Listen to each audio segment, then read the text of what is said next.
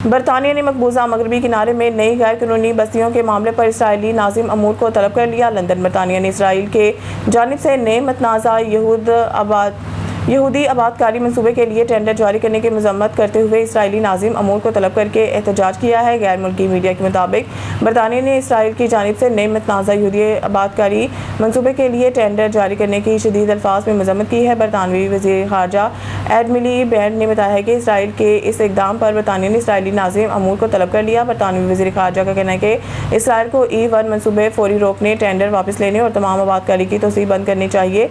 दूसरी जानिब गजा में इमदादी कारकुन हलाकत पर इसराइल ने इसराइली सफ़ीर को तलब करके एहतजाज किया। ये इक़दाम गजा में 2024 के फ़िज़ाई हमले में इसराइली इमदाद कारकुन के हलाकत के बाद फौजदार कार्रवाई शुरू न करने के फैसले पर किया गया।